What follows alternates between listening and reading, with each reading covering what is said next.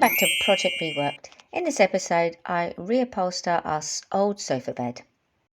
Now, unfortunately, this chair's had a little accident. If you've got a dog that's got a bit of anxiety issues, and he may have chewed your chair, then this is the video for you to watch. This is Maggie. She's our new rescue dog, and she's just over a year, and unfortunately she doesn't like being left on her own.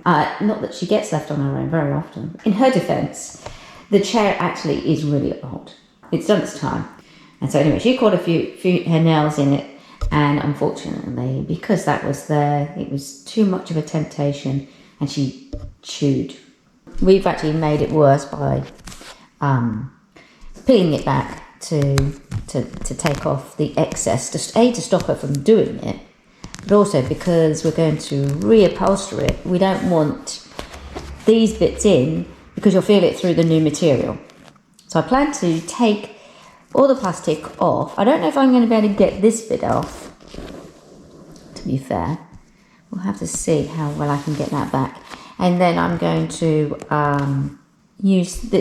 keep this cover, this bit of foam bit here, because then this is going to be our base. I don't want to take this bit off because otherwise then I have to replace the foam underneath, and I don't want to do that. So I've got some nice fabric to put on it, Spotlight. She likes this chair because she lays on this chair and then looks out of the window. She looks cute, but sadly you have lots of issues, don't you, honey? I'm going to start by making a paper pattern out of an old newspaper. Now, stay. I can control the dog long enough. Quick. So the base, the seat cushions, the seat squares are slightly bigger than the back chairs, the back cushion. No. Stay. Now all the lines line up. So I'm planning on having the same pattern as the actual chair is at the moment. So it's got the seam is on the sew line is in the inside. And then we have the white stitching line on the outside to make it look pretty. Doesn't really need it. It's just to make it look pretty. Okay. It does define the seats a bit more. But if you're not comfortable with making nice straight lines, then I wouldn't bother and just have squares and not have the stitch marks. Back on the chair. No. You can't be in the bit. No. What you want is the seam line to be nice and straight up the top and along this way. Now, I know that the edges of these seats, these panels, these ones here, aren't the same size as this side because they're obviously taking up the space and then trimming it around here. The same with this one here. So they're the same this way. They are slightly shorter this way. I'm only going to make two patterns, one for the base and then one for the backs of the chair. But I need to take into account that actually this side, this line is going to be slightly bigger than this side. So I'm going to draw my pattern to this side, and then when I cut it, when I sew this bit together, I'll know that this is going to be a little bit different. Maggie, go back. Excuse me. Don't make things, no. You're not making things easy. Get out of licking my fingers. I know that it is 12.5 along, 13.5 wide. However, I need to allow then for our 1.5 centimeter stitch line. I'm going to get on with cutting out my pattern.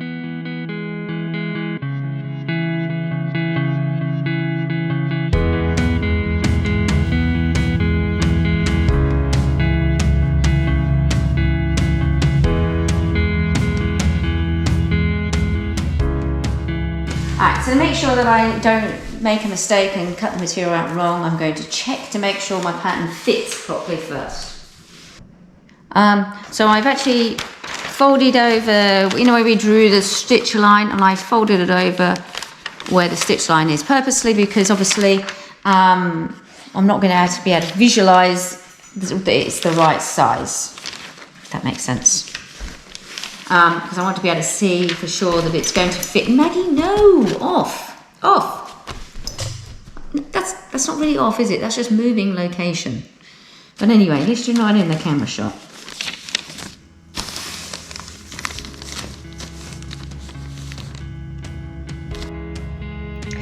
I tape up strips of newspaper together to form the side panels of the sofa chair, stuck them into place, and then trimmed them to the correct length.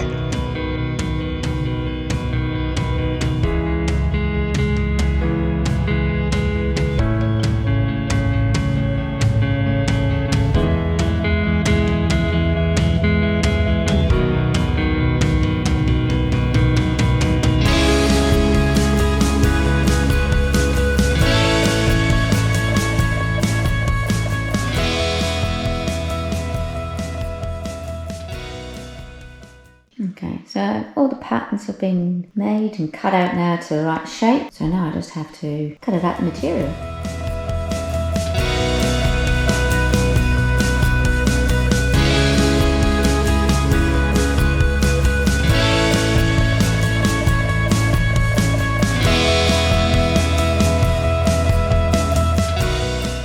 One thing that I've noticed when I'm trying to put out my pattern is to make sure that I'm going in the right grain line.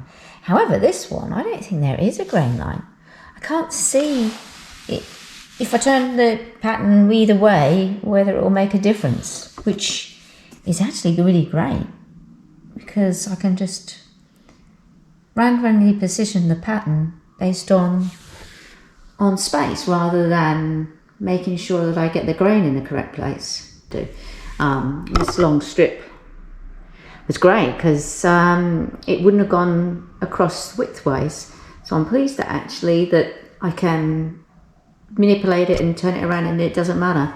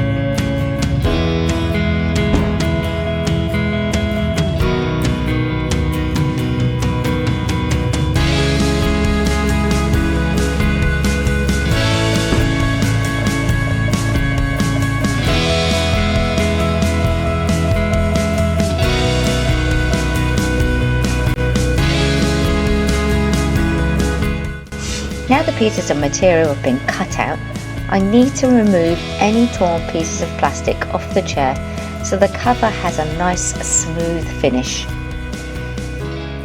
If you're a type of person that likes to scratch off sunburn, then you will love this bit.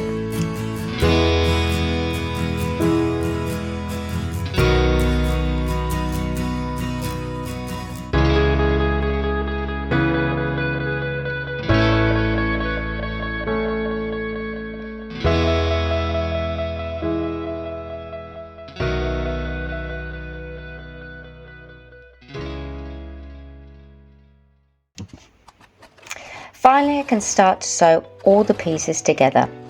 I start first by sewing 2 squares together to make up one panel. There are 6 panels on the seat base and 6 panels on the backrest, so this is a bit of a slow process. Luckily, I can speed up the video.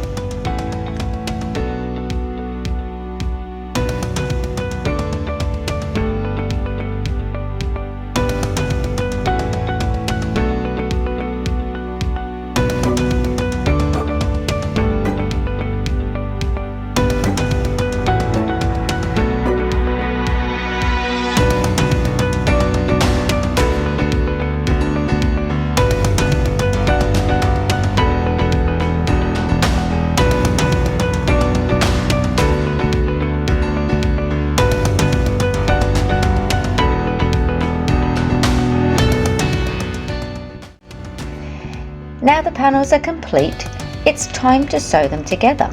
But this is the tricky bit. Try to make all the seams line up.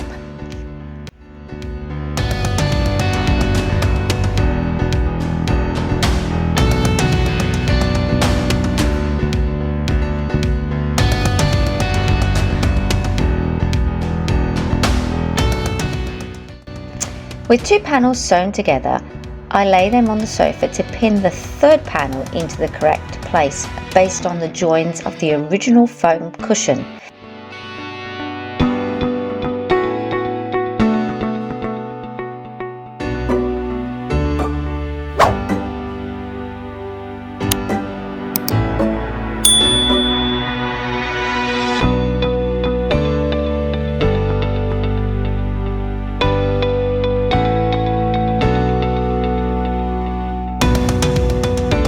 Now that I'm happy they all line up, it's back to the sewing machine to sew them all together. I repeat the same process for the backrest.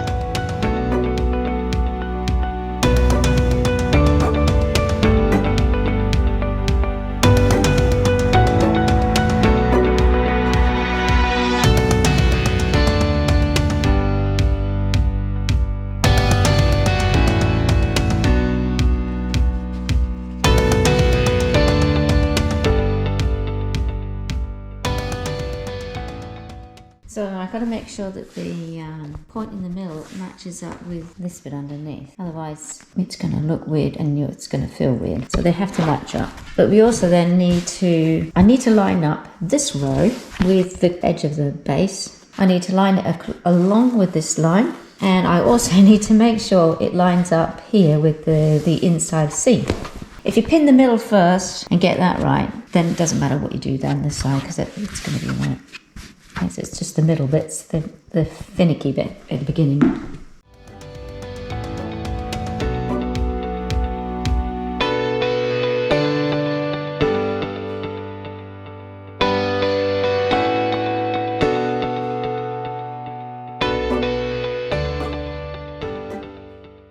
I had to iron it to get all the seams nice and flat because I noticed that when they were, the seams were all folded over and it wasn't laying as flat as it should have been. And I should have done that in each segment really, because I think that would have made it a lot of difference when I'm pinning each segment together, is to have it nice and perfectly flat before I move to the next square. Now I did have a bit of dilemma. This, I have to confess, I actually don't iron very often. I know it's a shocker. But I got it out of its retirement and I turned it on and I went to change the temperature and the temperature knob fell off. So I have no idea what temperature this is set at now. And so I have to be really careful I don't burn anything.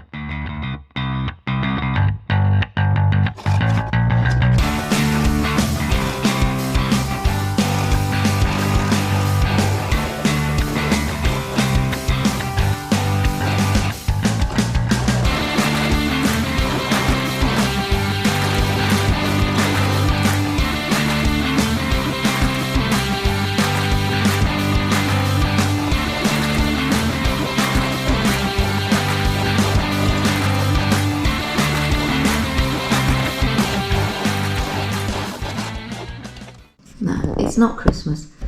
Though at this rate, it's going to be Christmas by the time I finished it, if I don't hurry up and drink up. This is my favourite cup, and the kids aren't allowed to use it because it's nice and thin china. And a very kind cup parent gave me this for Christmas one year, many years ago, and I still use it. Right, I've got to drink up, otherwise I'm never going to finish this sofa. Now the base and back are complete, I can start to add the side gussets.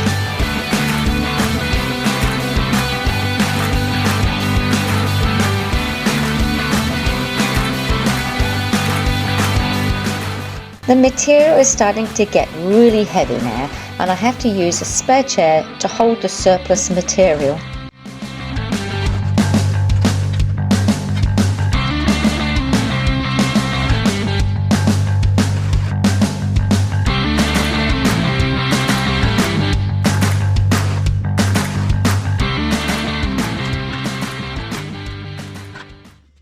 And I know these are lovely cars. But I'm sure if I get enough likes and subscribes, Andy will buy me one. I'm sure of it. Maybe just a toy model version. But anyway, anything's better than nothing. They are very pretty. That one's probably my favourite. Though I won't complain any of them really. Even the cheap one that's 238,000. Oh no, there's one there, 169. I'll even take that one. I'm not fussy.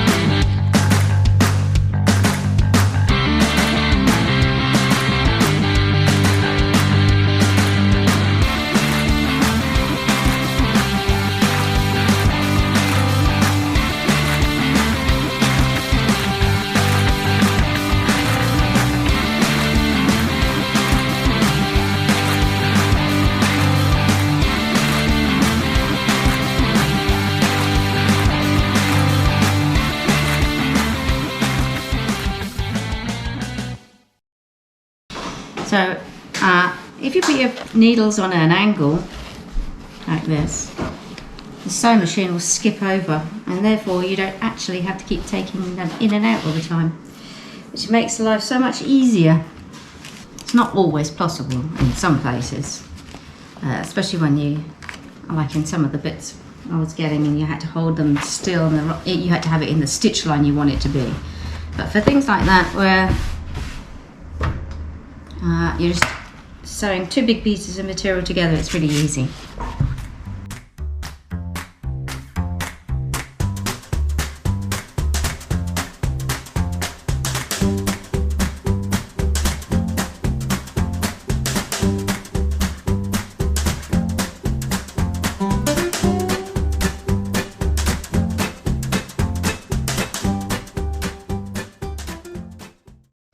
Alright, so you can probably see from the video it's a little bit challenging to actually put that in, because even if you have the chair flat, you still can't get your hand in or see anything what you're trying to do. So my plan is, so that's it, that's my inside gusset there moving about.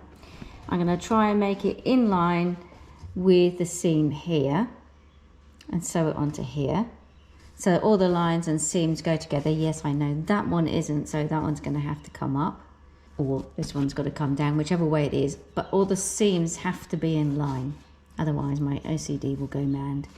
And then I can just tuck it in and sew it to the bottom.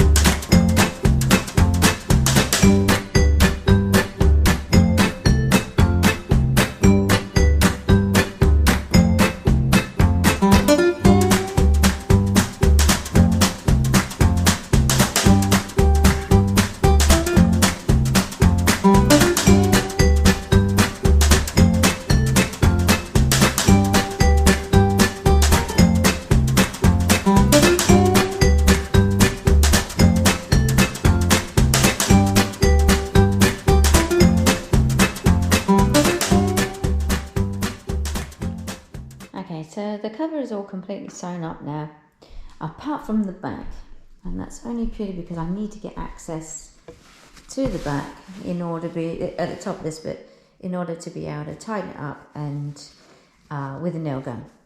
Sort of pulled into position. All the seams pretty much line up. They're not perfect. I'm not going to admit that they're not perfect, but I would like them to be as lined up as possible. So when I pull this taut, I've got to make sure that these line up. And same for the front. I don't know if you can see. I need to make sure that these line up, because these bits are the bits you're going to see all the time. And once it's in position and it's nailed in, you can't change it. And I'm going to make sure that this seam also that runs through is absolutely dead in the middle of the two back cushions.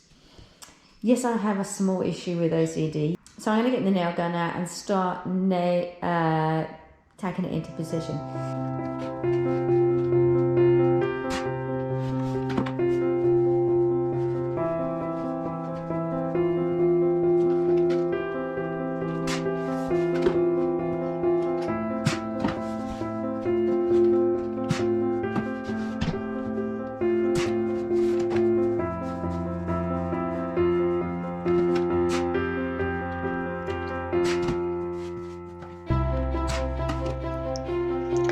Just when things were moving on and I am nearly close to finish, the nail gun stops working.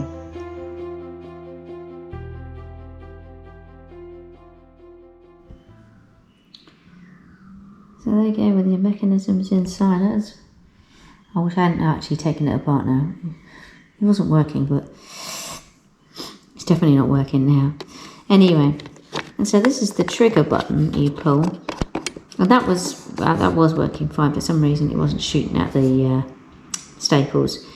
Anyway, so when you press the button in, what it's doing is pushing on this switch, an on-off switch. I thought it'd been more high tech than that, wouldn't you? That's because there's the on-off switch to turn it on and off. That one's just to make it fire the staple. How bizarre. With the jam removed, now I have to work out how to get the thing back together.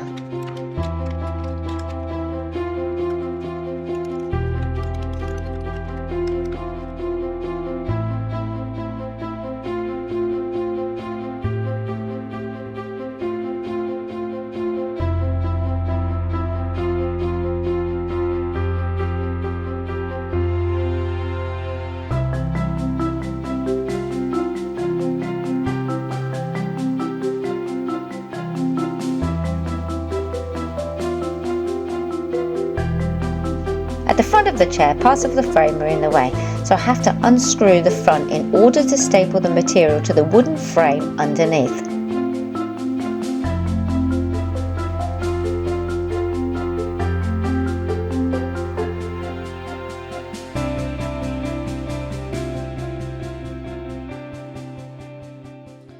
There you go, so that's the front of it anyway, what it looks like now. It still does have a little bit of sagging just here. I can't do anything about that because once it's laid out flat, it's as tight as it's going to go anymore, it will just burst the seams. But that's only purely because this is material and not PVC plastic like the other stuff was. And that was glued and bonded to the seat. Yeah, so this needs to be able to move and stretch. So I'm actually quite pleased. I've still got the back to do. I haven't finished that yet. I've got to staple the bottom underneath, and then I've got to trim off the top once I've got the nice and taut there, and do the sides. So I know that you're probably sitting there and thought, wow, you're stapling on the outside, but that's okay because it is baggy, and the plan is to fold it back and then do a few stitches, hand stitches. And so I'll have to do a little bit of hand stitching to cover up the staples. That way you don't have anything being seen. That's a theory anyway. I was trying to get it to go like this, so you can do it, catch it a little bit on the edge, but the staple gun's a bit hit and miss. So it's actually easier just to move it, do a couple of stitches, and it will stay in place.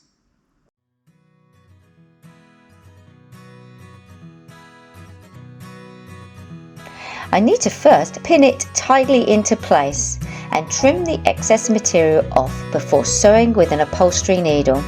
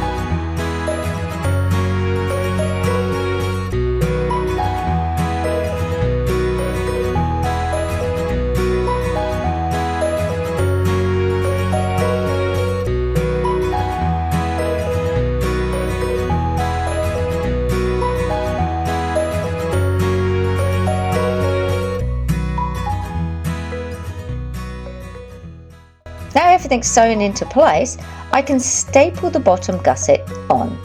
But I need to take into account enough flexible material for when the seat folds forward in order to lay it flat into a bed position.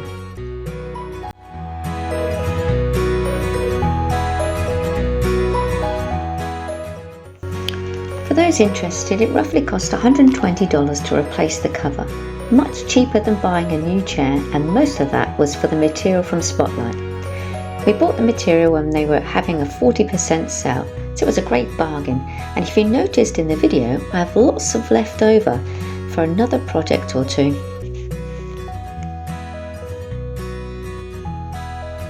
With everything stapled in position, I remove any excess material from the base and replace the frame again.